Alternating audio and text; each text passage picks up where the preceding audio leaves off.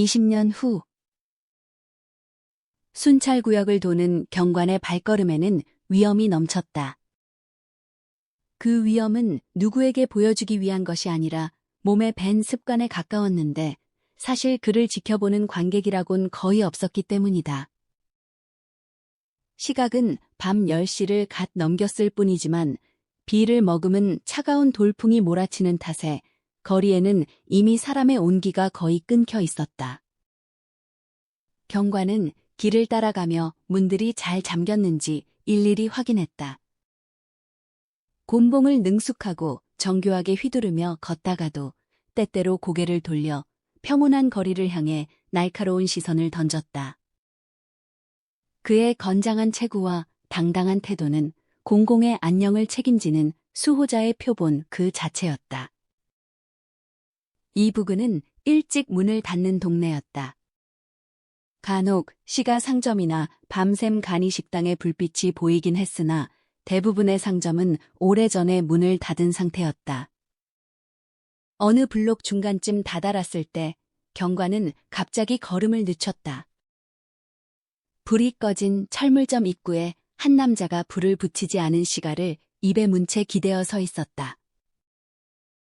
경관이 다가가자 남자가 먼저 서둘러 입을 열었다. 괜찮습니다, 경관님. 그가 안심시키듯 말했다. 친구를 기다리는 중이에요. 20년 전에 한 약속이거든요. 좀 황당하게 들리시죠?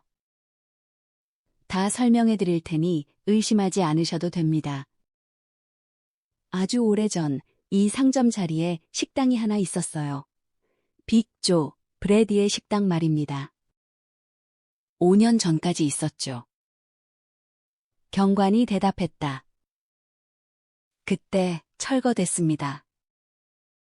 문 앞에 서 있던 남자는 성냥을 그어 시가에 불을 붙였다. 불꽃이 번지자 창백하고 턱이 각진 얼굴, 날카로운 눈매, 그리고 오른쪽 눈썹 근처에 작은 흰 흉터가 드러났다. 그의 넥타이 핀에는 커다란 다이아몬드가 기묘한 각도로 박혀 있었다. 20년 전 오늘 밤이었죠. 남자가 말을 이었다. 여기 빅조, 브래디 식당에서 제 평생의 단짝이자 세상에서 가장 멋진 녀석인 지미 웰스와 저녁을 먹었습니다. 우리는 여기 뉴욕에서 형제처럼 자랐어요. 그때 난 18이고 지미는 20살이었죠. 다음 날 아침 저는 큰 돈을 벌기 위해 서부로 떠날 참이었습니다.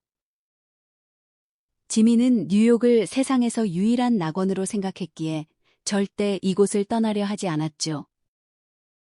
그날 밤 우리는 약속했습니다. 20년 뒤 바로 그 날짜, 그 시간에 여기서 다시 만나기로요. 처지가 어떻게 변하든 얼마나 먼 곳에 있든 상관없이 말입니다. 20년이면 우리 각자의 운명이 결정되고 재산도 어느 정도 읽어놓았을 시간이라고 생각했죠. 꽤 흥미로운 이야기군요. 경관이 말했다. 하지만 다시 만나기까지 20년은 너무 긴 시간처럼 느껴지기도 합니다. 떠난 뒤로 친구 소식은 좀 들었습니까? 글쎄요, 한동안은 편지를 주고받았죠. 남자가 대답했다. 하지만 1년쯤 지나고 나서 소식이 끊겼습니다. 서부라는 곳이 워낙 거칠고 넓어서 적응하느라 정신없이 돌아다녔거든요. 하지만 지미가 살아만 있다면 반드시 여기에 올 거라고 믿습니다. 세상에서 가장 진실하고 의리 있는 친구였으니까요. 절대 잊지 않았을 겁니다. 전 오늘 이 자리에 서기 위해 1000마일을 달려왔습니다. 내 오랜 친구만 나타나준다면 그만한 가치가 충분하죠. 기다리는 남자는 작은 다이아몬드가 박힌 화려한 회중시계를 꺼내 보았다. 10시 3분 전이군요. 우리가 이 식당 문 앞에서 헤어진 게 정확히 10시였습니다. 서부에서 꽤 성공하셨나 보군요? 경관이 물었다. 물론이죠. 지미도 제 절반만큼이라도 성공했길 바랍니다. 그는 참 좋은 친구였지만 좀 느릿느릿한 구석이 있었거든요. 저는 큰 돈을 손에 넣기 위해 세상에서 가장 영리한 사람들과 치열하게 경쟁해야 했습니다.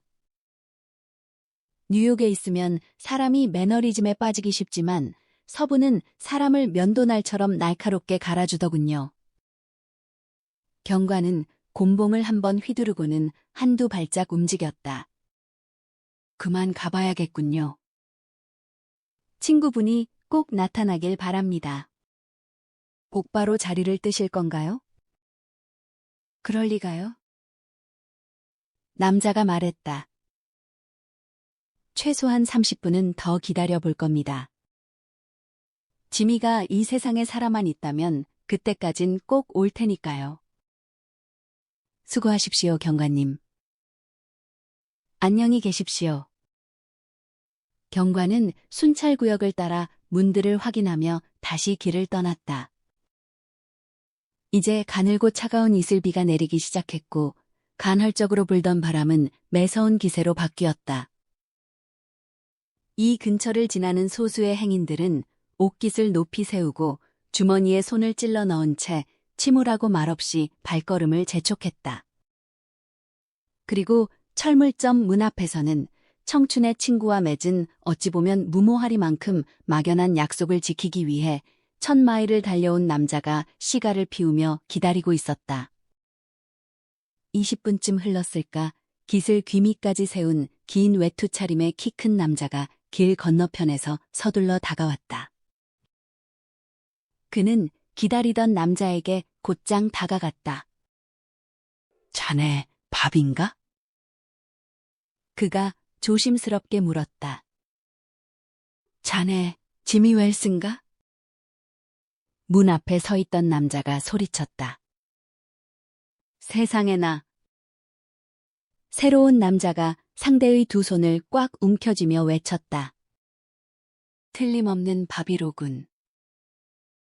사람만 있다면 여기서 자네를 만날 수 있을 거라 확신했네. 허허, 이거 참. 20년이라니 정말 긴 세월이지. 식당은 없어졌어, 밥. 그대로 있었다면 여기서 다시 한번 저녁을 먹었을 텐데 말이야. 서부 생활은 어땠나, 친구? 최고였지. 내가 원하던 건 다 얻었으니까. 그런데, 지미, 자네 정말 많이 변했군. 키가 2, 3인치는 더 커진 것 같아. 아, 20살 이후로 조금 더 자랐다네. 뉴욕에선 잘 지내나, 지미? 그럭저럭 시청사나 기관에서 일하고 있지. 가세, 밥. 내가 잘 아는 곳으로 가서 옛날 이야기나 실컷 나누자고. 두 사람은 팔짱을 낀 채 거리를 걷기 시작했다.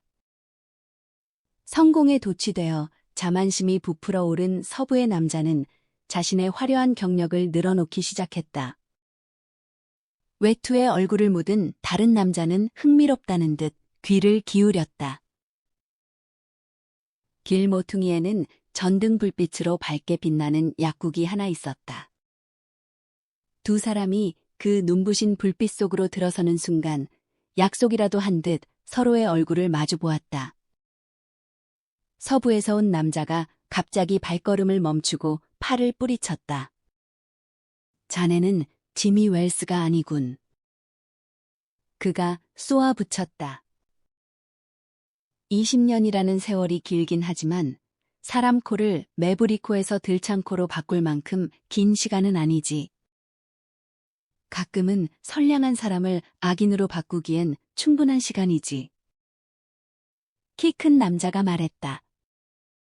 실키 밥, 당신은 10분 전부터 체포된 상태다. 시카고 경찰 쪽에서 당신이 이쪽으로 나타날 것 같다며 한번 대화하고 싶다는 전갈이 왔거든. 순순히 따라오겠나. 그게 현명할 거야. 가기 전에 건네줄 쪽지가 하나 있네.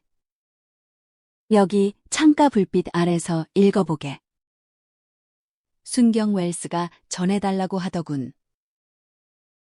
서부에서 온 남자는 건네받은 작은 쪽지를 펼쳤다. 글을 읽기 시작할 때까지만 해도 그의 손은 평온했으나 끝마칠 무렵에는 가늘게 떨리고 있었다. 쪽지는 짧았다. 밥에게. 약속 장소에는 제 시간에 나갔었네. 자네가 시가에 불을 붙이는 순간 시카고에서 수배 중인 범죄자의 얼굴이 보이더군. 내 손으로 차마 자네를 체포할 수가 없어서 일단 물러난 뒤 사복 형사에게 부탁했네. 지미가. 작품 해설. 운명의 엇갈림, 그 20년의 궤적.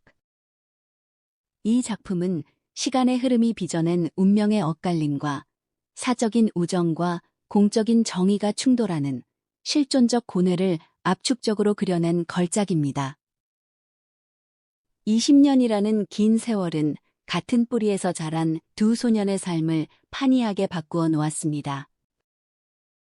화려한 다이아몬드로 성공을 과시하지만 법망을 피하는 범죄자가 된 밥과 묵묵히 뉴욕의 밤거리를 지키는 파수꾼이 된 지미. 이들의 조우는 단순한 재회가 아닌 서로 다른 길을 걸어온 두 인간의 가치관이 정면으로 충돌하는 지점입니다. 이 소설의 백미는 어둠 속에서 켜진 한 자루의 성냥불에 있습니다. 이 작은 불꽃은 그리운 친구의 얼굴을 비추는 추억에 비친 동시에 법의 심판을 받아야 할 범죄자의 실체를 폭로하는 비정한 진실의 조명으로 기능합니다. 지미가 선택한 결말은 친구와의 신뢰를 저버리지 않으면서도 자신의 소명을 완수하려는 고뇌 어린 결단입니다. 작가는 특유의 반전을 통해 우리에게 묵직한 질문을 던집니다. 당신에게 소중한 가치는 무엇이며 시간은 당신을 어떻게 바꾸어 놓았는가? 짧은 호흡 속에서도 인간사의 아이러니를 날카롭게 포착해낸 이 작품은 시대를 초월하여 변치 않는 도덕적 품격을 보여주고 있습니다.